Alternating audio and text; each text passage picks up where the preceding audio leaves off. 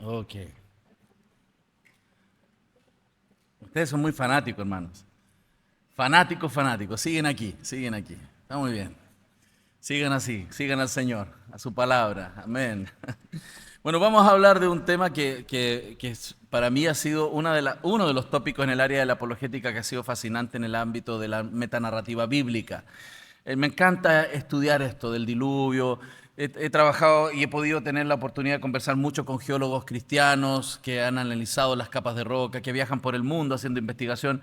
Entonces, yo no soy geólogo de profesión, yo soy ingeniero mecánico, no soy biólogo tampoco. Sin embargo, interactuando con muchos hermanos que tienen como visión cristiana y que hacen investigación, me he podido también ir aprendiendo, he tenido la posibilidad de aprender de ellos y poder conectar cómo la narrativa bíblica nos da mucha información valiosa que justamente nos ayuda a reforzar una interpretación de lo que observamos en el presente, que es bastante coherente.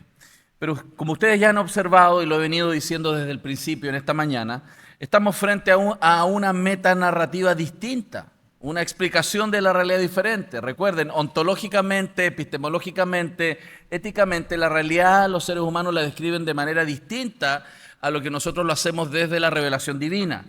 Y respecto de la antigüedad de la Tierra, respecto de cómo han sucedido los procesos geológicos, cosmológicos, el paradigma naturalista habla de millones de años donde las leyes de la naturaleza han estado obrando en la materia y simplemente por causas ciegas y naturales, diríamos, la realidad existente es justificada o intentada justificar. Para nosotros la descripción bíblica es el relato 100% confiable de lo que ha sucedido en el pasado. Tenemos un Dios que no miente, que además es omnisciente, que es testigo ocular y actor principal de los hechos pasados. Entonces al final tiene que ver mucho con la autoridad de aquel proponente de la historia pasada. ¿A quién le vamos a creer? ¿En quién vamos a confiar? ¿En un Dios que fue testigo ocular y nos está diciendo lo que pasó? ¿O en hombres que están en el presente, que están tratando de interpretar hechos pasados bajo sus propios paradigmas? Y esto es importante porque incluso dentro del pueblo del Señor, donde han habido intentos de reinterpretar el texto, una vez me dijeron, sí, pero los cristianos también tenemos diferencias, por ejemplo, en términos escatológicos, ¿no? En términos escatológicos tenemos buenos hermanos que son dispensacionalistas, ¿cierto? Hay otros buenos hermanos que son amilenialistas, hay otros buenos hermanos que son premileniales históricos, incluso hay otros buenos hermanos que son postmileniales. Entonces, y uno puede decir, entonces, ¿por qué no poder también tener diferentes interpretaciones de Génesis? Si tenemos diferentes interpretaciones de Apocalipsis, ¿por qué no tener también y abrirnos a espacios tan libremente para tener tantas diferentes opiniones respecto de Génesis? Pero ahí el punto es distinto. ¿Por qué? Porque todas las interpretaciones escatológicas son un esfuerzo cierto y sincero por interpretar el texto que es complejo en género apocalíptico para tratar de interpretar lo que dice respecto de los últimos tiempos. Pero estamos usando el texto, haciendo un esfuerzo por hacer una exégesis del texto, que produce diferentes interpretaciones.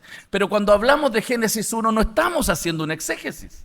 Estamos haciendo una eisegesis. Estamos poniendo una idea desde fuera del texto, forzándola, tratando de encajarla en el texto. Entonces eso es una cosa totalmente diferente. ¿Me explico? Entonces, la metanarrativa bíblica, y es lo que he tratado de ser un poco insistente en este día, se funda en esos hechos históricos que están ahí al principio, en los primeros 11 capítulos.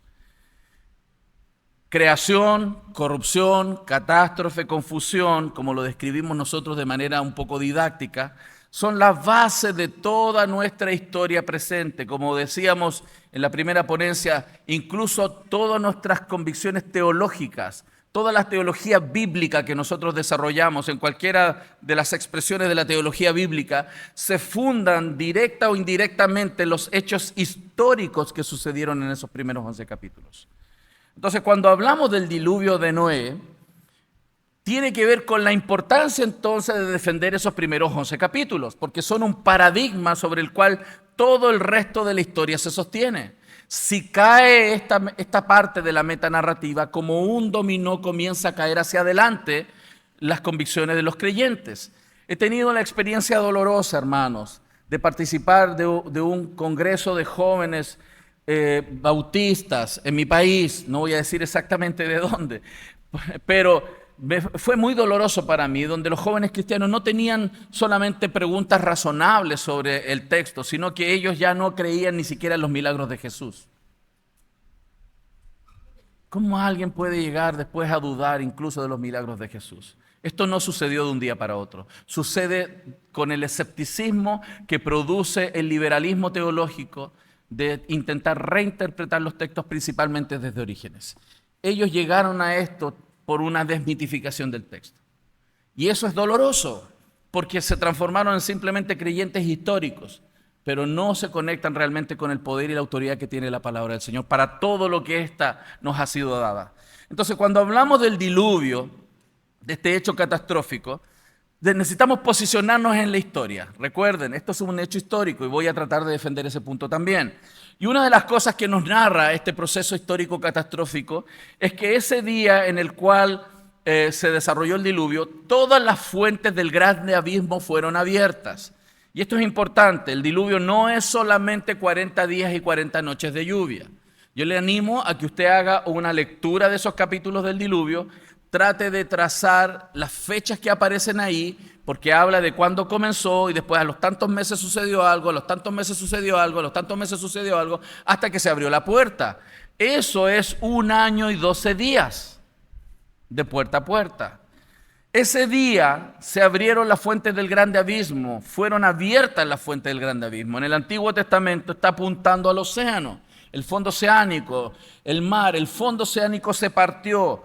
Y además, como un segundo evento, que probablemente se desencadena desde el primero, es que las cataratas de los cielos se abrieron, ¿no? Fueron abiertas. Y llovió 40 días y 40 noches sobre la tierra. Entonces, si esto es verdad, si es un hecho histórico real, catastrófico, debería estar justificado de algunas maneras. Una de ellas es dentro de la propia palabra del Señor. La Biblia se interpreta a sí misma y es una de las certezas que nosotros vemos, las cuales nos apoyamos en la interpretación bíblica, que la Biblia se interpreta a sí misma. Pero también deberíamos tener evidencias observables de un proceso de esa envergadura catastrófico. O sea, si las capas de roca se partieron, si tuvimos las consecuencias de los tsunamis masivos que deberían suceder desde la ruptura tectónica del fondo oceánico, como pasó en mi país, en Chile, el 2010, el terremoto se produjo porque se partió el fondo oceánico. El abismo se partió en el fondo y eso produjo un terremoto y la onda expansiva generó un tsunami que nos trajo la muerte y sufrimiento de muchas personas. Entonces, dicho eso, es importante que la Biblia describe que las aguas subieron mucho sobre la tierra y todos los montes altos que había debajo de todos los cielos fueron cubiertos. Fueron cubiertos los montes y además se nos dice que murió toda carne que se mueve sobre, no mató a los peces, porque claro, por eso Dios no le dijo a Noé también que armara acuarios dentro del arca, ¿no? No era necesario porque los peces están en el agua. Esto tiene que ver con los animales que están sobre la tierra, que es lo que Dios decidió exterminar. Todo lo que tenía aliento de espíritu de vida en sus narices, que respiran, que lo que había sobre la tierra murió. Y eso es lo que pasó en esa catástrofe. Ahora, ¿cuál es el propósito del diluvio? La muerte, ¿cierto?, de todo lo que se mueve sobre la tierra, todo lo que tenía aliento de espíritu de vida en las narices tendría que morir por juicio divino. La Biblia nos dice en Génesis 6, versos 5 al 7, y vio Jehová que la maldad de los hombres era mucha en la tierra y que todo designio de los pensamientos del corazón, porque el corazón piensa de ellos, era de continuo solamente el mal. Y se arrepintió Jehová, o le pesó Jehová haber hecho al hombre en la tierra, y le dolió en su corazón. Y dijo Jehová, raeré de sobre la faz de la tierra a los hombres que he creado, desde el hombre hasta la bestia, hasta el reptil y las aves del cielo, pues me arrepiento, me pesa haberlos hecho. El verso 11, y se corrompió la tierra delante de Dios, y estaba la tierra llena de violencia. Y miró Dios la tierra, y he aquí que estaba corrompida, porque toda carne había corrompido su camino sobre la tierra. Dijo pues Dios a Noé, he decidido el fin de todo ser, porque la tierra está llena de violencia a causa de ellos. Y he aquí que yo los destruiré con la tierra. O sea, el propósito del diluvio es traer un juicio divino frente a la violencia, al pecado de los hombres. Y esto es importante, porque lo que nosotros encontramos bajo las capas de roca, donde hay miles de millones de cosas muertas, enterradas en capas de rocas, asentadas por agua, por toda la tierra, que es el cementerio más grande del mundo. Estamos parados en los continentes sobre el cementerio más grande del mundo, bajo nuestros pies. Hay miles de millones de cosas muertas enterradas en las capas de roca, asentadas por agua debajo de nuestros pies. ¿Y por qué está ahí? Como testimonio de que Dios no juega con el pecado. Dios no juega con el pecado. La paga del pecado es la muerte. Por eso está ahí debajo de nuestros pies, para que no nos olvidemos que Dios es santo y justo, que no dejará por inocente al culpable. Para eso está ahí. Por eso es importante, el diluvio y la muerte y sufrimiento es una demostración de que Dios no juega con el pecado y que Él va a traer juicio sobre el pecado, porque el planeta en ese tiempo estaba lleno de violencia. La intención del corazón de los hombres, dice de todos los hombres, era de continuar el mal, excepto lo que estaba sucediendo en el corazón de Noé. Hermanos, Jesús dijo que Él vendría en una época similar a los días de Noé. Y vamos para allá. ¿No es verdad? ¿No estamos viendo eso en nuestra sociedad? ¿Nos estamos encaminando hacia esos tiempos? ¿Cuál entonces fue el propósito del arca? Entonces el Señor le dijo a Noé, entra en el arca con toda tu familia, porque he visto que tú eres justo delante de mí en esta generación. Y tomarás contigo 7 parejas de animal limpio. Esto es interesante, tomó 7 parejas de animales limpios. ¿Por qué no 2? Porque los limpios se pueden comer. Y si Noé no echa 7, cuando se baja y hace un asado, se acaba la especie. O sea, Dios provee, pues. Dios iba a proveer que los animales limpios pudieran tener más ejemplares, porque esos podían después del diluvio comerse. De hecho, Dios autoriza comer carne, mata y come después del diluvio. Génesis capítulo 9. Antes no. Pero además, un macho y su hembra, más de los animales que no son limpios, los que no se comen, un macho y su hembra. También 7 parejas de aves de los cielos, macho y hembra. ¿Para qué? Para conservar las especies vivas sobre la faz de toda la tierra. Entonces, Dios pide que se cree este barco, esta arca, para salvar lo que Él quería salvar por gracia en ese tiempo. Por gracia. Dios lo hizo por gracia. ¿Cuáles eran las características de esta arca? Era un barco muy grande. Ustedes ya han visto videos, les hemos mostrado lo que tenemos ahí en Kentucky con las dimensiones bíblicas. Y esto es importante, recuerden, no se olvide, las historias bíblicas a veces las presentamos como cuento. Entonces, cuando nos enfrentamos a las ideas de este mundo, lamentablemente se empieza a generar un dualismo y muchos no tenemos argumentos, tenemos estas ideas en nuestra mente. Este era un barco enorme que tiene una capacidad volumétrica de aproximadamente 522 vagones de ferrocarril. Es un barco grande, muy grande. ¿Cuál era el objetivo de este barco? No era navegar, el objetivo de este barco era flotar.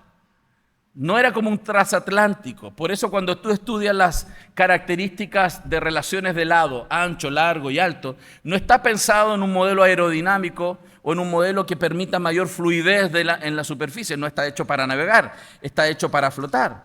Y es muy interesante porque la relación de lado, ancho y alto genera mayor prestancia, mayores capacidades para un proceso catastrófico. Tiene mayor comodidad las relaciones de lado, mayor estabilidad y mayor fuerza como resistencia por las dimensiones. De hecho, algunos científicos a través de los años han experimentado haciendo modelos que los han sometido a simulaciones de grandes olas a escala y se han dado cuenta que la relación proporcional de lados con el centro de gravedad donde este está permite que este barco flote muy bien en condiciones muy adversas. No está hecha para ser un transatlántico que navega de un lugar a otro, porque Dios es el que iba a guiar el lugar donde éste caería. No, por eso no tiene timón, no tiene motor, no tiene velas. Necesitaba flotar, conservar la vida sobre la faz de la tierra. Y es bien interesante. ¿Cuánto tiempo se demoró Noé en construir esta arca? Por supuesto, con ayuda. Vamos a ver un poco de eso. Dice la Biblia en Génesis 6:3, no contenderá mi espíritu con el hombre para siempre, porque ciertamente él es carne, más serán sus días 120 años. Dios restringió la cantidad de vida, por lo tanto, dentro de ese rango de vida deberíamos entender cuánto tiempo se demoró Noé en construir el arca. Una de las cosas importantes es que la Biblia nos dice que cuando Noé tenía 500 años, tuvo a su primer hijo Jafet. Pero el diluvio, la Biblia nos dice que vino cuando Noé tenía 600 años. Dice la Biblia, en el año 600 de la vida de Noé vino el diluvio. Entonces, ¿por qué estamos poniendo a su primer hijo? Porque lo más probable es que su familia también tendría que haberle ayudado. Solo no lo iba a hacer. Aunque tenía mucho tiempo, construir un barco de ese tiempo requiere apoyo, solo no lo iba a hacer. Entonces, la mayoría de los acercamientos para interpretar cuánto tiempo podría haber durado la construcción presupone la idea de ayuda. Otro elemento importante es que nace el hijo de Sem cuando era el año 602. Eso nos lleva hacia atrás. Todo esto es un ejercicio matemático que nos posiciona a que Sem nace en el año 502, porque nace cuando Sem tenía 100 años, el hijo, que se llamaba Arfaxad. No sabemos exactamente cuándo nace Cam, se cree aproximadamente que debería haber sido el año 504. Por lo tanto, Cam podría haber nacido unos 96 años antes del diluvio. Si es así, este cálculo nos permite aproximar, si los muchachos ya tuvieran una edad razonable para ayudar, es que estaríamos en un rango entre 55 y 75 años como tiempo máximo para construir este tremendo barco que Dios permitió construir. ¿Cómo pudo Noé meter todos los animales en el arca? Es una buena pregunta, ¿no? Recuerde esto, la Biblia nos dice que todo lo que vive, toda carne, 2 de cada, y la palabra en hebreo, ¿cuál era? ¿La vimos? La palabra min. La palabra min en el hebreo. En la versión Reina Valera, en Génesis 1 y 2, se usan 3 palabras en español: género, naturaleza y especie. Pero las 3 son una sola palabra en el hebreo, es la palabra min. Y según la taxonomía de Carl Linnaeus, estamos hablando de que min representa a nivel de familia: caninos, felinos, equinos, bovinos. Entonces, cuando Génesis 6 dice que tienen que subir de 2 de cada especie, está diciendo 2 de cada min, no especie como lo entendemos hoy día. La palabra especie de manera actual se entiende como la última diversificación de todas las especies o de las familias. Por ejemplo, diríamos 2 chihuahuas, 2 bulldog, 2 pastor alemán. No. Lo que la Biblia está diciendo es que subió 2 caninos, 2 felinos, 2 equinos. Eso reduce violentamente la cantidad de ejemplares que tienen que subir en el arca. Y Noé subió 2 de cada min al arca. Estamos hablando de no tantos ejemplares, y voy a dar algunas cifras de eso. Entonces, esa puerta por la cual ellos entraron justamente está apuntando a la salvación de Cristo. Jesús dijo: yo soy la puerta, y el que por mí entrare será salvo, y entrará y saldrá y hallará pastos. Fíjense cómo apunta todo a Cristo. Pero algunas personas dicen: pero es que son muchas especies de animales. Es que no son especies, son min. Y las personas piensan eso, que hay millones y millones de especies. ¿Cómo vamos a meter tantos dentro de un barquito, de un barco pequeño? Y aunque fuera grande, ¿cómo los metemos dentro? Algunos calculan incluso hasta 9 millones, incluyendo los insectos. Pero claro, tenemos que empezar a descartar. Una de las cosas que sabemos es que los invertebrados no fueron puestos en el arca, porque tenían que respirar, recuerden, tenían que soplar por las narices. Tampoco iban a subir los peces, no tengo que explicarlo, ¿cierto? Ya estamos claros. Ok. Pero así todo, si clasificamos según especie, todavía estamos hablando de aproximadamente 30.000 reptiles, anfibios, mamíferos y aves. Todavía son muchos. Tendrían que subir 60.000 si son dos de cada uno. ¿Cuál es el punto? Lo que ya les había dicho, no es la palabra especie como la entendemos hoy día, es la palabra min. Según la taxonomía de Carl Linnaeus, estamos hablando a nivel de familia. Si organizamos todo lo que nosotros conocemos en el mundo de los animales, estamos hablando solo alrededor de 7.000 animales que subieron al arca. Si los clasificamos según familias, hermanos, subir 7.000 en ese tremendo barco es absolutamente posible. Todas las especies que conocemos en el planeta se agrupan por familias de animales y si ponemos 2 de cada una, máximo tendríamos aproximadamente 7.000 ejemplares dentro del arca. Y hermanos, este barco es muy grande. 155 metros de largo, 15.5 metros de alto, 26 metros de ancho. Ahí caben sin ningún problema los 7.000 ejemplares de animales. Pero surgen otras preguntas, ¿no? ¿Y los dinosaurios? Buena pregunta, ¿no? Los dinosaurios son animales que Dios creó. Porque si no, ¿de dónde aparecieron, no? Dios creó todo lo que existe, ¿no? ¿Cómo tenemos que usar la Biblia para interpretar la realidad de los dinosaurios, entonces? Los dinosaurios tienen que ser interpretados desde una perspectiva bíblica también. Porque la palabra dinosaurio, por ejemplo, no es una palabra que aparece en la Biblia. ¿Usted la ha encontrado? ¿Cierto que no? No está. ¿Por qué no está? Porque es una palabra moderna. Es una palabra de clasificación humana para definir un tipo de animales. ¿Qué tipo de animales son los dinosaurios? Son todos animales terrestres. Yo antes pensaba que el pterodáctilo era un dinosaurio. No, es un reptil volador. La palabra dinosaurio, que significa lagarto terrible, que fue creada en 1831, significa lagarto terrible. Y esa palabra describe a animales muy grandes que eran visualizados por las personas, eran visualizados en el registro fósil, pero tenemos muchísimos relatos históricos, pinturas, tenemos registro pictográfico, tenemos recursos arqueológicos para ver que los seres humanos observábamos estos animales incluso hasta el siglo XVIII. La Enciclopedia Británica tiene en sus páginas narraciones de que estos animales que les llamaban dracones o dragones, que no eran los que tiraban fuego, sino estos animales grandes, hasta 18 metros de largo, eran vistos en las zonas altas de los Alpes. Después se dejaron de ver y entró en el área de lo que hoy día llamamos leyendas, pero eran animales que eran vistos. ¿Qué características? No voy a entrar en los dinosaurios, eso es todo otro tema, solamente estoy dando algunos datos. ¿Qué características tenía el diluvio? Fíjense, dice que en el año 600 de la vida de Noé, en el mes segundo, a los 17 días del mes, aquel día se rompieron las fuentes del grande abismo y se abrieron las ventanas de los cielos. Esa fecha histórica tiene que estar grabada en el calendario de la humanidad. Ese día Dios trajo juicio. Ese día se rompieron las fuentes del grande abismo y las ventanas de los cielos fueron abiertas. Es decir, tuvimos ruptura tectónica por muchas partes y agua brotó. Por razones de tiempo les voy a dar un dato. Busquen en internet, hay artículos científicos de Nature y de Geoscience desde el 2005. Los últimos que yo he leído son hasta el 2020, publicados por Geoscience.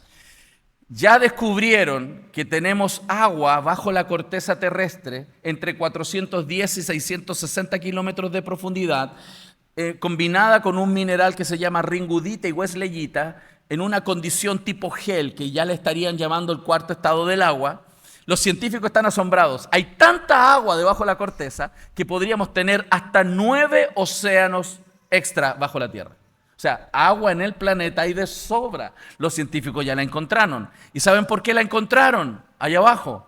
Porque estaban preguntándose por qué el océano, que tiene supuestamente, según ellos, miles de millones de años, no aumenta su salinidad. Si le estamos poniendo minerales por las cuencas de los ríos todos los días, ¿por qué no aumenta su salinidad? Ellos dijeron, tienen que haber fuentes submarinas de aguas dulces aguas no saladas, que están entrando en el mar, que mantiene relativamente estable la salinidad. Y por eso se empezaron a buscar hacia abajo. Y encontraron tal cantidad de agua que están sorprendidos. O sea, hermanos, en este planeta tenemos agua de sobra para inundar el planeta, pero está allá abajo. Ese día se abrieron las cataratas de los cielos, pero también se rompieron las fuentes del grande abismo. Si se rompe el fondo oceánico, vamos a tener un encuentro de la corteza magmática con volúmenes de agua. Eso va a producir, sin duda, volcanes submarinos y grandes tsunamis, movimientos de tierra. Usted y yo sabemos que cuando llueve mucho, la tierra se fluidiza y vienen los aludes. Hace poco tiempo aquí en Valencia tuvieron un problema serio, ¿cierto? La Dana. Gracias. No me podía acordar del nombre. Terrible fue, ¿no? Terrible.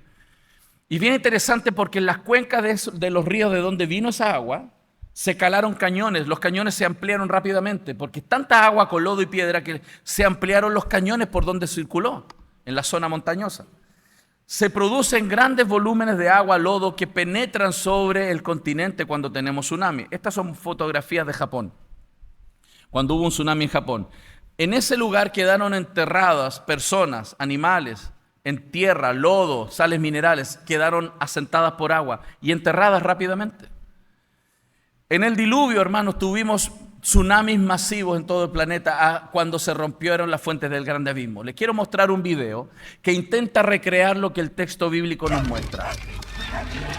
En el año 600, ¿se acuerdan? Vino el diluvio, se cerró la puerta. Los que no entraron por la puerta por medio de la fe, murieron. Ese día se rompieron las fuentes del grande abismo, se partió la corteza en el fondo oceánico. Se abrieron las fuentes del grande abismo, teníamos agua debajo, ahora ya la encontraron. Y eso produce tsunamis masivos en todo el planeta. De manera inesperada, el fondo oceánico se vino sobre la corteza.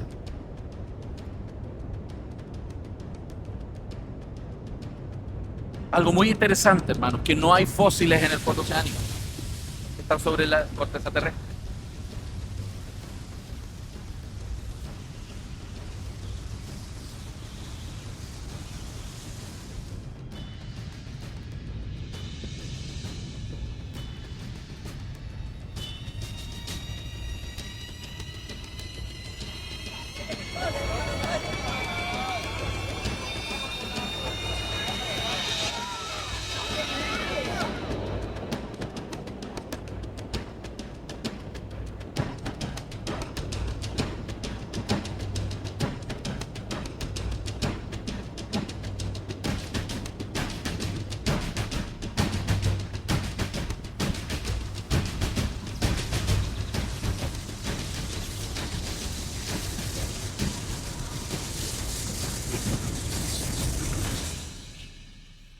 Esta es una recreación con licencia artística de los eventos de ese momento, pero vamos entonces a pensar que esto es verdad. Vamos a pensar que lo que la Biblia nos dice es esto que tratamos de ver aquí en el video, que el fondo oceánico se nos vino encima, porque al partirse el fondo oceánico, al tener terremotos, vamos a tener tsunamis, y el fondo se nos vino encima, y por lo tanto entró sobre el continente grandes volúmenes de lodo, piedra, agua marina, con sales minerales sobre el planeta. Veamos si eso es cierto. Si eso sucedió, deberíamos encontrar evidencias de eso. Una de las evidencias es que los seres que estaban en el mar, como también los que estaban sobre la corteza, deberían ser enterrados en lodo de manera acelerada. Y eso es muy importante para que se produzca un fósil. Un fósil no se produce si el animal lo deja en la superficie. Si un animal queda en la superficie, no se fosiliza, se pudre. Porque está expuesto ¿a qué? A oxígeno. El oxígeno degrada y descompone la materia. Para que se produzca un fósil, tiene que quedar aislado del oxígeno, quedar enterrado rápidamente en una capa de lodo y se produce lo que se llama permineralización. Es un reemplazo del organismo por los minerales disueltos en el líquido. Esos líquidos, esas sales reemplazan el organismo, luego el agua se retira porque se seca, se va secando sin duda, y ese organismo es reemplazado y por eso cuando excavamos encontramos eso como piedra. Eso es un fósil. Y tenemos muchos fósiles allá en el Museo de la Creación. Este es un fósil de un pez que quedó enterrado mientras estaba almorzándose a otro. Estaba comiendo y quedó enterrado. Y lo tenemos ahí en el museo. Miren, el muchacho estaba libre, tenía hambre, llegó la hora de almuerzo, vino el diluvio, pero estaba almorzando y quedó enterrado, hermanos. Quedó enterrado mientras almorzaba. De ese tipo de ejemplares hay muchos ejemplos. Tenemos el ictosaurio. El ictosaurio quedó fosilizado, es un ejemplar de marino, que fue fosilizado mientras estaba dando a luz. Y el ictosaurito quedó ahí enterrado también. No lo tengo ahí aquí en la foto, me faltó esa foto, pero hay muchos ejemplos en nuestros artículos sobre eso. ¿Qué profundidad tenía el diluvio? Ya lo vimos, debajo de todos los cielos, todos los montes fueron cubiertos. 15 codos sobre el punto más alto. ¿Por qué 15 y no 100? ¿Por qué Dios hizo que las aguas subieran 15 codos sobre el monte más alto? Es muy interesante. Yo me puse a pensar una vez, ya sé por qué. Porque el arca tiene 30. Y cuando tú cargas un barco, el barco se hunde en el agua hasta casi el punto medio. Dios pensó en todo. Elevó el agua para que nunca el barco chocara con nada. Imagínense, por eso le dio 15 codos. A mí me asombra tanto eso que Dios se preocupe de esos detalles. Si Dios se preocupa de esos detalles para que un barquito no choque, ¿tú crees que no se va a preocupar de ti? ¿Tú no crees que Dios se va a preocupar de tu vida? Dios se preocupa de los detalles. Dios sustenta todas las cosas. Hermanos, toda esa agua que cubrió el planeta, hoy día, gracias a las investigaciones científicas, nos hemos dado cuenta que hay muchísima agua bajo la corteza. Todo el planeta fue cubierto. Por eso nosotros proponemos lo que el texto dice, que todas las aguas cubrieron la tierra. No creemos en un diluvio local como algunos han propuesto por ahí. No podemos creer este tipo de cosas nosotros, porque por mecánica de fluidos es imposible que una sola zona del planeta se hubiera inundado. Es más, Dios podría haberle avisado a los animales, ya Noé, sale de ese territorio porque lo voy a inundar. Dios inundó todo. Un diluvio global es lo que la Biblia apunta. Y esto es importante. ¿Por qué? Porque cuando nosotros encontramos el registro fósil, el agua simplemente se asienta sobre los fósiles o revuelve el territorio, revuelve la tierra. Lo que nosotros sabemos es que cuando tenemos grandes volúmenes de agua, eso revuelve las capas de rocas, hermanos. Por eso, un diluvio global, más millones de años, no es concordante con el registro fósil. Nosotros tenemos en el registro fósil ejemplares totalmente enteros, completos. Incluso tenemos fósiles que tienen hasta la textura de la piel. No solo huesos. Tenemos fósiles de flores, fósiles de abejas, fósiles de hojas, fósiles de gusanos. Muchos fósiles completos, no solamente pequeños rastros.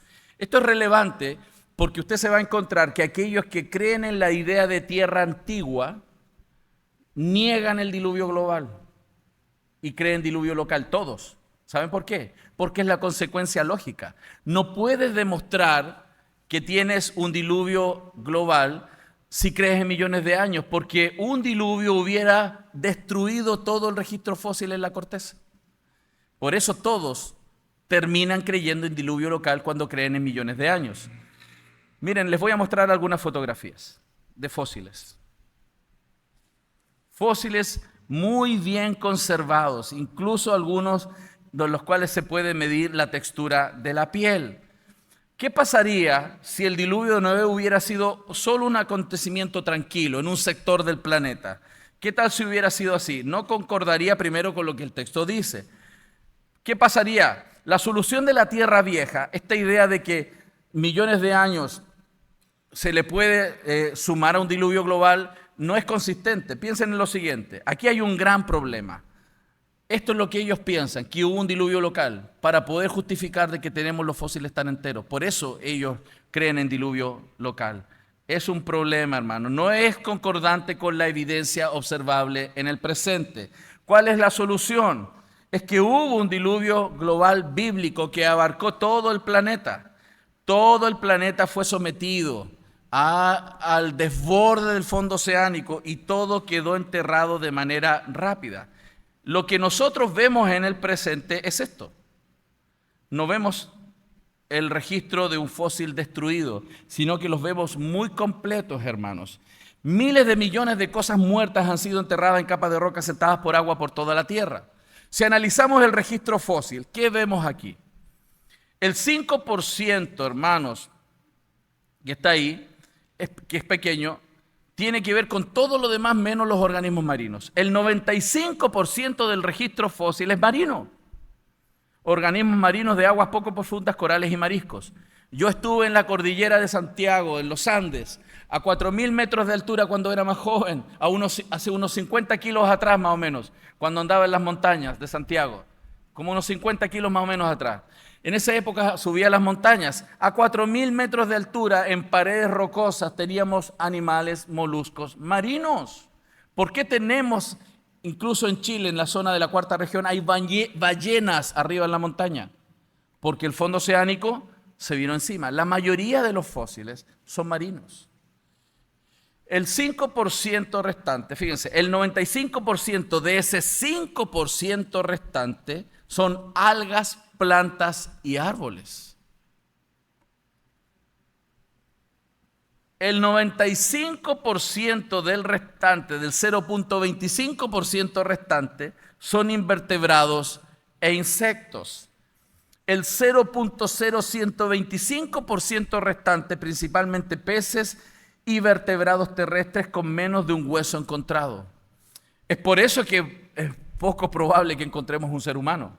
Porque de todo el registro fósil observado, muy poco tiene que ver con lo terrestre. La mayoría es marino, otro porcentaje es árboles y un poco, muy poco, son animales terrestres. Por eso no hemos encontrado todavía seres humanos.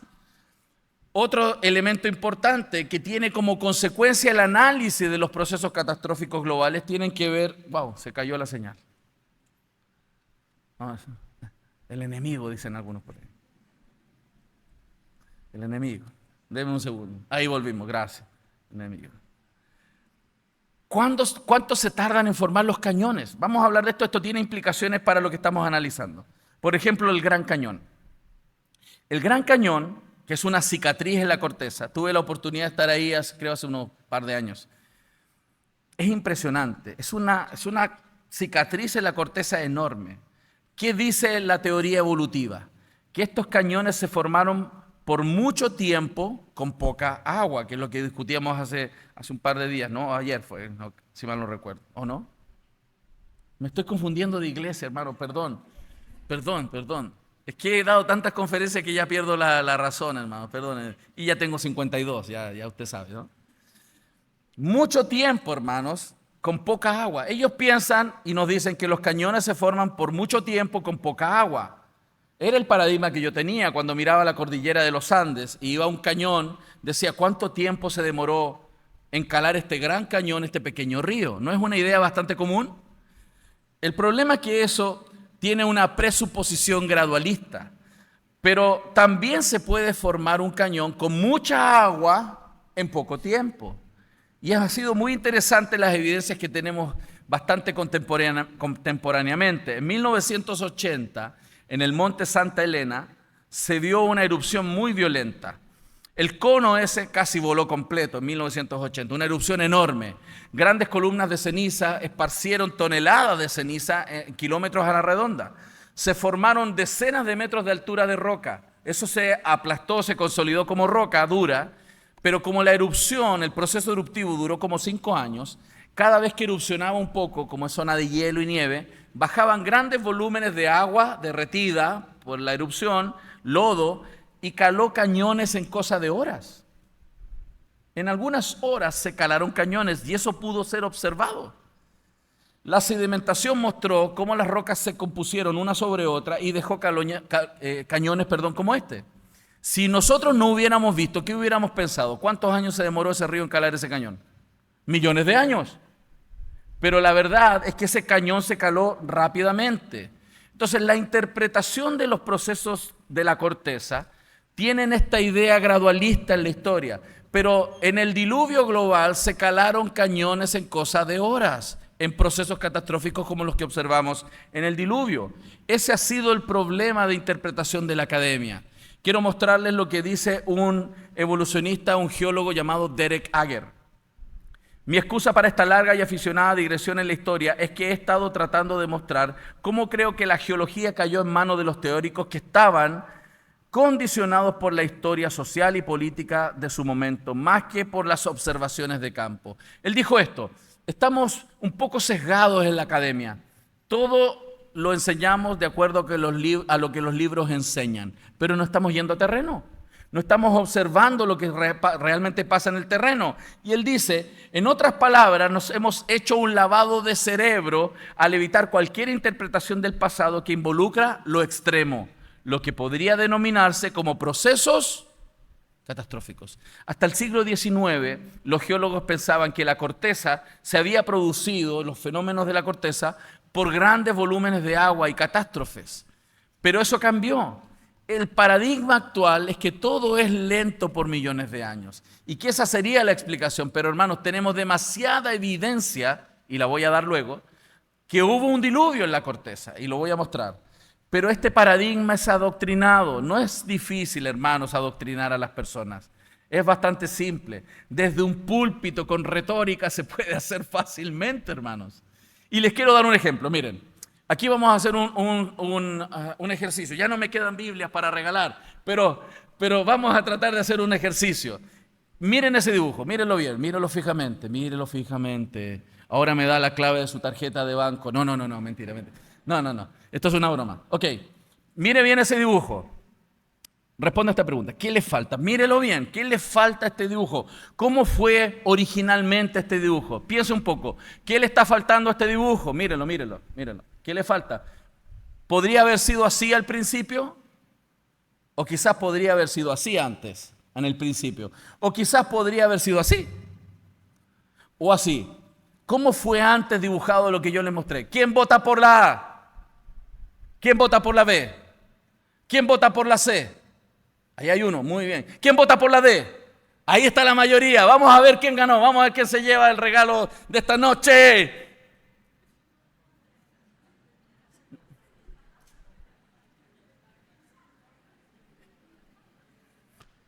¿Qué acabo de hacer?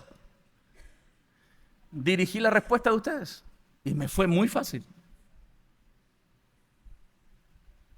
Acabo de adoctrinarlos en una respuesta que yo quería que ustedes dijeran y me fue muy simple. Hermano, esto sucede en la academia. El profesor que está en la sala, él elige qué libros tiene que leer tu hijo. Él elige las preguntas que tu hijo tiene que responder. Él dirige el pensamiento de tu hijo y lo adoctrina fácilmente. Y esta idea de millones de años es la que está tratando de explicar por qué la corteza es lo que es. Quieren eliminar la mirada catastrófica. ¿Saben por qué? Porque el único lugar que demuestra que hubo una gran catástrofe es la narrativa bíblica. Porque no quieren aceptar que hay un Dios que trajo un juicio sobre la tierra. Por eso la idea gradualista es utilizada para eliminar la idea de una gran catástrofe global. Lo que nosotros observamos en la columna geológica no es el resultado de miles de millones de cosas que por millones de años fueron muriendo. El registro fósil, hermanos, que es dolor, muerte, matanza, enfermedad, espinas, lucha, sufrimiento, extinción, es el resultado del juicio divino. La perspectiva naturalista usa este registro para tratar de explicar la teoría evolutiva darwiniana y selección natural. Y esta idea de millones de años, por eso esta perspectiva debe ser deconstruida, porque niega la narrativa bíblica. Los hechos, hermanos, son hechos, las rocas son rocas, los fósiles son fósiles, ahí están.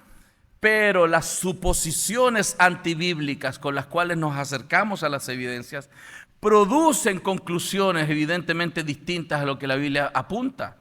Si yo me acerco con una suposición antibíblica a interpretar las evidencias, voy a concluir que la Tierra tiene millones de años y que no hubo un diluvio global. Pero si yo me acerco con las suposiciones bíblicas, creyéndole a Dios que Dios trajo un diluvio sobre la tierra y miro las evidencias, me doy cuenta que la tierra es bastante joven y que sí hubo un diluvio global. ¿De dónde vino todo el agua? ¿De dónde vino todo el agua? Yo ya les adelanté, le hice un spoiler con las investigaciones científicas. Pero fíjate que es paradójico que los científicos estén buscando agua en el universo. De hecho, cuando miran Marte, dice que a través del estudio de meteoritos, científicos afirman que los volcanes inundaron a Marte de agua. O sea, ellos creen que allá hubo un diluvio, pero aquí no. ¿Ven agua ahí? ¿Ven agua en la corteza? ¿Cómo ellos saben que ahí hubo agua y que inundó el planeta? Por las evidencias de la corteza, ¿no? Pero ¿por qué no pueden creer que este planeta fue inundado por agua? Porque es un paradigma religioso. No quieren aceptar la narrativa bíblica. Otro elemento muy interesante es la cantidad de agua que tenemos en el planeta. ¿Por qué hoy día no estamos bajo el agua? Bueno, ya sabemos que hay mucha agua debajo, pero hay algo más, hay un dato bien interesante. Nosotros sabemos que la superficie terrestre en un 70% está cubierta por agua, la superficie, como superficie. Pero si nosotros aplastáramos las montañas, las bajáramos a cota cero, a nivel del mar, subiéramos el fondo oceánico, es decir, el planeta Tierra fuera una bola de billar, bajáramos las montañas, subiéramos el fondo oceánico, toda el agua disponible en los océanos nos dejaría 2.2 kilómetros bajo el agua en todo el planeta. Tenemos tanta agua solamente en los océanos que quedaríamos 2.2 kilómetros bajo el agua en todo el planeta si el fondo oceánico no estuviera tan abajo y las montañas no estuvieran tan arriba. Solamente porque Dios al final del diluvio subió las montañas y bajó los valles es que hoy día no nos ahogamos. Tenemos suficiente agua para estar debajo del agua. Si el fondo oceánico sube un poco, nos ahogamos todos. Pero Dios definió que ese sería el límite de la habitación de las aguas, Salmo 104. Porque Dios decidió que nunca más destruiría la tierra por agua. Dios es un Dios que cumple. Dice que a tu reprensión huyeron y al sonido de tu trueno se apresuraron. Subieron los montes, descendieron los valles, al lugar que tú le fundaste, le pusiste término, los cuales no traspasarán ni volverán a cubrir la tierra. Los estudios de corteza terrestre comenzaron a aparecer después del 2010 principalmente. Nature 2013 publicó estas cosas, ¿no? Donde ya empezaron a darse cuenta de que habían procesos hidrológicos que estaban probablemente afectando la salinidad del océano. Luego vinieron más estudios. Marzo del 2014, Nature publicó estudios donde ya estaban hablando de que habían encontrado Wesleyita y Ringudita bajo la corteza terrestre, que tenía un 2.5% de su volumen era agua, H2O. Siguieron los estudios y en el 2020 salió este escrito, estos papers científicos oficiales, Nature, donde se mostró que según los estudios de isótopos más recientes y el modelo de creación de la Tierra, puede haber más de 5 océanos en el núcleo. Y tengo otros papers que hablan de hasta 9 veces la cantidad de agua de todos los océanos bajo la corteza. Entonces, el diluvio de Noé es un mito o una leyenda. Vamos a ver eso. La Biblia dice que en el capítulo 8, verso 4, y reposó el arca en el mes séptimo, a los 17 días del mes sobre los montes Ararat. Primer dato importante, dice montes Ararat, no monte. No es un monte, es una cadena montañosa. Por eso está en plural. Muchas veces los cristianos pensamos que era el monte Ararat. No, no dice el monte, dice los montes. De hecho, en la zona donde esto está, hay varios montes y algunos historiadores hablan de que habían otros montes que también le llamaron Ararat en la misma zona. Por eso hoy día todavía no encuentran el arca. Todas las noticias que hemos recibido cada cierto tiempo sobre el arca nunca han dado las evidencias. El arca nunca ha sido encontrada. Es poco probable que la encuentren. Muy poco probable. Porque de hecho no es un monte, eran montes. Hemos tenido erupciones volcánicas en la zona de los montes Ararat varias veces. Además, es muy probable que la madera que se utilizó en el arca haya sido reutilizada posterior al diluvio. Pero ¿por qué entonces hay tantas leyendas del diluvio? ¿Por qué hay tantas leyendas? Nuestro ministerio tiene un libro así muy grande que tiene documentada 300 leyendas del diluvio en muchas partes del mundo. En muchas partes del mundo. ¿Y qué entonces de esas leyendas? ¿Qué tienen que ver con la Biblia? Vamos a hablar de eso y quiero mostrarle algunas de estas leyendas que son muy entretenidas. Vamos a hablar de la leyenda en Hawái. Mucho después de la muerte del primer hombre, el mundo se convirtió en un lugar malvado y terrible. Solo quedaba un buen hombre y su nombre era Nuhu. Hizo una gran canoa con una casa y la llenó de animales. En esta historia las aguas subieron sobre toda la tierra y mataron a todas las personas. Solo Nuhu y su familia se salvaron. Cuando el barco aterrizó de forma segura en Manuquea, Nuhu ofreció cerdos y cocos para agradar a la luna. Entonces el Creador descendió sobre un arco iris para revelar que Él fue quien salvó a la humanidad. Esto está en la leyenda de Hawái.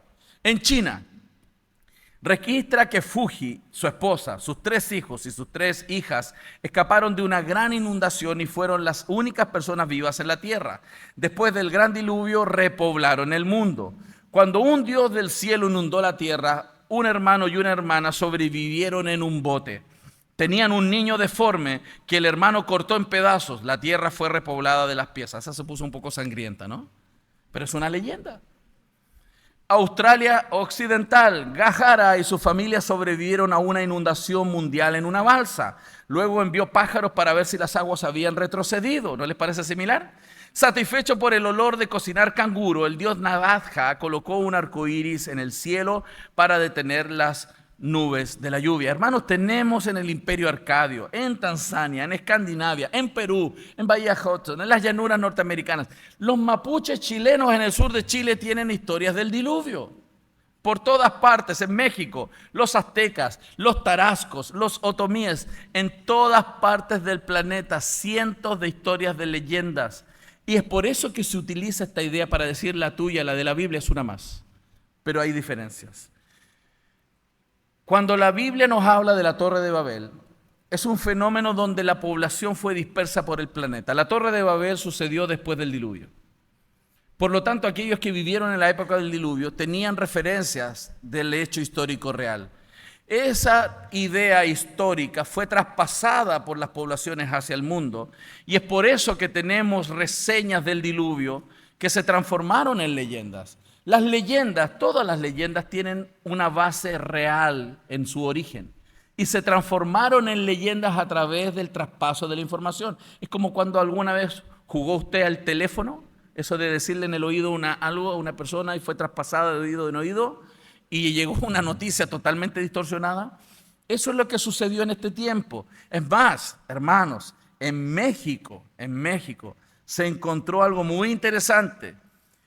La idea de la torre, la historia de la Torre de Babel también fue encontrada en México. Se trata de este cerrito, que en la cumbre tenía un convento, una iglesia, pero nadie se había dado cuenta que debajo había un sigurat, una torre, que ya había sido tapada por la tierra y le construyeron una basílica encima. Lo interesante es que cuando comenzaron a excavar, encontraron escritos de los antiguos, de las antiguas personas de la civilización que allí estuvo. Y dice así: en la época del diluvio moraban sobre la tierra los gigantes. Muchos perecieron sumergidos en las aguas. Solo 7 hermanos se salvaron en las grutas de la montaña de Tlaloc. Xelhua, el gigante, fue el sitio que después se llamó Choloyán. Y con grandes adobes fabricados en Tlamanalco, dice esta narrativa, y conducidos de mano en mano por una fila de hombres, comenzó a construir la pirámide en memoria de la montaña en que fue salvado. Irritado Tonecatecutli, padre de todos los dioses, de que la obra amenazaba con llegar a las nubes, lanzó el fuego celeste y con una piedra en forma de sapo mató a muchos de los constructores, dispersándose los demás y no pasó adelante la construcción. El monte artificial subsiste todavía, atestiguando el poder de Xelhua. Qué interesante, ¿no? ¿No es similar? Porque las leyendas tienen eso, tienen elementos que corresponden a la historia verdadera, pero tienen también una distorsión. Hermano, tenemos referencias al diluvio en todo el planeta. Entonces, en vez de desacreditar la narrativa, está afirmando que este es un hecho que sucedió en la historia de la humanidad. Pero vamos a tratar de defenderlo mejor. Génesis, hermanos, tiene un género literario. Solamente con el género literario nosotros sabemos qué tipo de escritura es. Todas las leyendas pertenecen a un género mitológico, y eso los que saben de literatura conocen muy bien de qué estamos hablando. Génesis es un género de relato histórico y es la historia verdadera que después fue llevada a través de las migraciones poblacionales y se transformó en las leyendas que nosotros observamos. En nuestra página usted puede encontrar tablas como esa, donde se muestran las leyendas y los elementos que corresponden a la historia verdadera y cuáles fueron también distorsiones. Vamos a hablar entonces de algunas cosas postdiluvio que también son importantes. Primero, el arco iris. El arco iris, hermano, no tiene que ver con el orgullo, ¿cierto? El arco iris es una señal de Dios, del pacto, de sus promesas. Y es bien interesante, creo al menos por dos cosas. La primera es que Dios prometió que nunca más destruiría la tierra por agua, ¿cierto? Nunca más. Si hubieran sido un diluvio local, Dios ya mintió, porque hemos tenido inundaciones locales a través de la historia. Cuando Dios puso el arco iris, dijo que nunca más destruiría toda la tierra por agua, pero la tierra ha sido afectada por inundaciones locales. Por lo tanto, no podemos defender la inundación local, porque Dios estaría mintiendo cuando puso el arco iris. Pero también es el testimonio de un Dios fiel, que no miente. Y eso es muy importante, hermanos. Su palabra, esa historia que usted lee con sus hijos en casa, es la representación del carácter de Dios. Dios no miente, Dios es fiel. Y es por eso que podemos afirmarnos con tanta certeza sobre la palabra del Señor. El diluvio explica la mayoría, hermanos, de las capas de roca y los fósiles, descartando la interpretación de millones de años. Y aquí ahora voy a dar algunos ejemplos que justifican el diluvio que observamos en las capas de roca. Primero, ausencia de erosión en las capas. Voy a explicar. La corteza terrestre de la superficie tiene evidencias de erosión, ¿cierto? La superficie es afectada por viento y por agua. Eso genera que la corteza tenga irregularidades porque el agua cala surcos. El viento transforma la superficie por la exposición a los vientos, ¿cierto? Por lo tanto, si las capas se depositaron lentos por millones de años, deberíamos encontrar evidencia de erosión en cada centímetro de las capas. Y no está, hermanos. ¿Qué es lo que nosotros observamos en el presente? ¿Qué es lo que realmente se observa? Observamos lo que ustedes ven a la derecha. Si las capas hubieran depositado por millones de años, observaríamos algo similar a lo de la izquierda. Las capas de roca deberían ser afectadas en diferentes niveles por la erosión, pero las capas están perfectas. Una, otra, sin erosión casi intermedia y sin erosión dentro de las capas. Eso apunta a que las capas se depositaron rápidamente una sobre otra. ¿Qué otra evidencia tenemos de que las capas de roca se depositaron blandas una sobre otra? Es que las capas de roca están dobladas, hermanos, no están fracturadas, están dobladas. ¿Ustedes han intentado alguna vez doblar una roca? ¿No? Qué bueno. Inténtelo llegando a casa, búsquese una roca plana y trate de doblar una roca. ¿Qué pasa? ¿Las rocas se pueden doblar? No, ¿cierto? Las rocas por compresión y tracción o tensión se van a quebrar. Por lo tanto, si las capas de roca fueron dobladas, tendríamos que ver fracturas en realidad, todo fracturado. Pero las capas de roca muestran que fueron dobladas, no están fracturadas. Si las capas hubieran estado duras y luego vino una transformación geológica, se quebrarían las rocas. Pero las capas están perfectamente dobladas, porque se doblaron al final del proceso del diluvio cuando las capas todavía estaban blandas. Por eso las capas se comportaron como se comporta la plastilina o la greda, con la arcilla blanda. Las capas están todas dobladas homogéneamente, la roca no está doblada. Y cuando se doblaron, luego endurecieron a modo de roca y quedaron dobladas. Eso apunta a lo que la Biblia describe con toda claridad. Tenemos evidencias impresionantes de rocas dobladas, no fracturadas.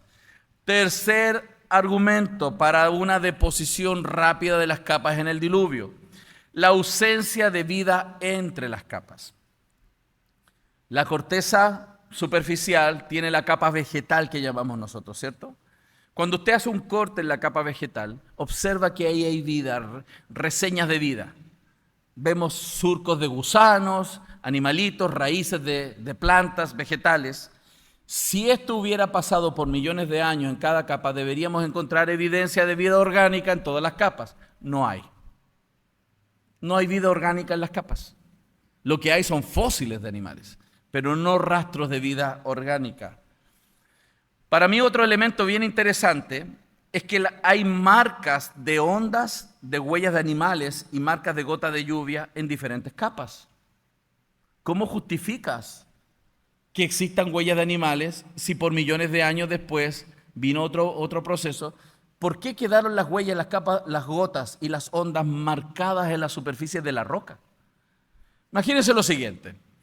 Si usted caminó con su novia alguna vez por el borde de la playa, por la arena mojada, ¿no?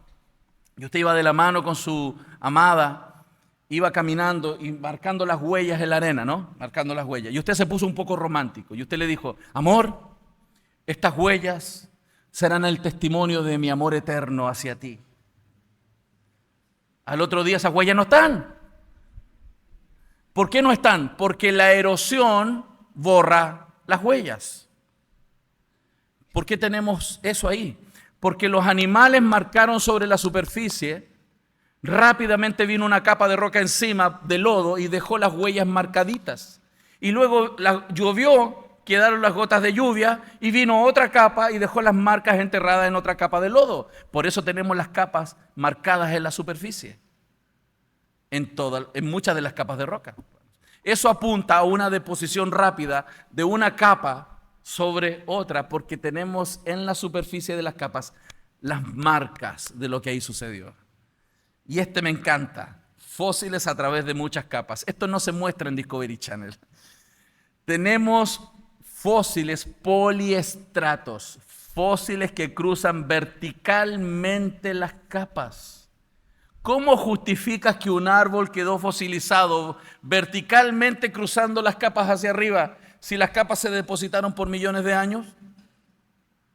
Esos árboles quedaron enterrados en su base rápidamente. Vino otra capa, enterró un poco más y otra capa y los terminó enterrando. Y quedaron verticalmente enterrados en las capas de roca. Eso apunta, hermanos, a procesos catastróficos como los que describe el diluvio, hermanos. ¿Por qué es relevante esto? ¿Y por qué muchos no quieren creer en esto? No es un tema de evidencia, ¿se da cuenta? Las evidencias son bastante contundentes. Hay mucho más. ¿Cuál es el problema? Porque habiendo conocido a Dios, no le glorificaron como a Dios, ni le dieron gracias, sino que se envanecieron en sus razonamientos. Y sus necios corazones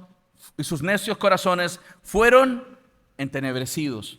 Profesando ser sabios, se hicieron necios. Yo coincido con lo que Derek Ager dice. Nos hemos dejado lavar el cerebro por estas ideas. Y esto es lo que está pasando hoy día, hermano. Entonces el desafío para nosotros el día de hoy, hasta lo que hemos visto, es cuál será la autoridad que tú usarás para interpretar tu realidad. ¿Cómo vas a interpretar el pasado? ¿Cómo vas a interpretar el presente? ¿Y cómo vas a interpretar el futuro?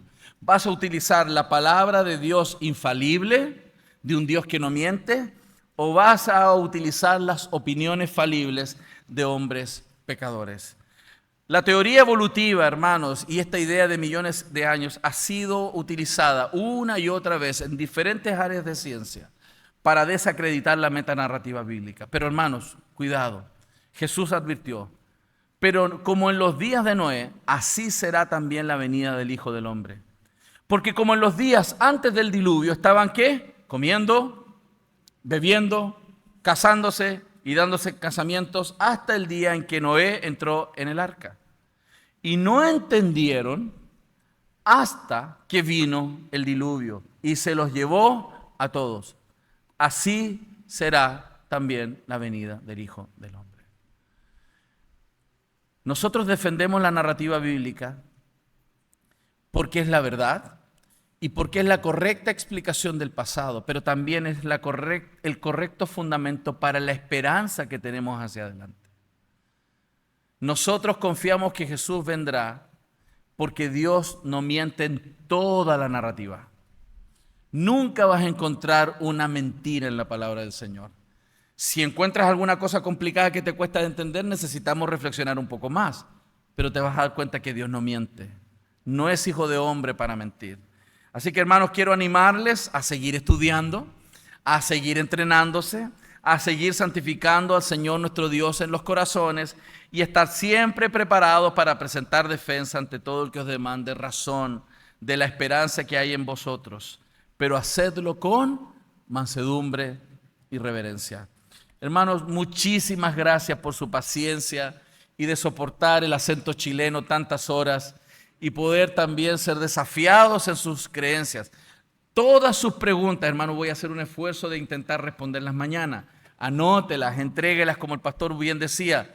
Probablemente no soy capaz de responder todas sus preguntas, pero vamos a hacer el intento. Con la idea de que usted confíe más, no en lo que yo digo, no en lo que Respuesta en Génesis dice, sino en lo que la palabra del Señor nos dice a nosotros, pero también a través de nosotros, a nuestros hijos, y a través de nuestros hijos, a nuestros nietos. Amén. Que el Señor les bendiga. Muchas gracias.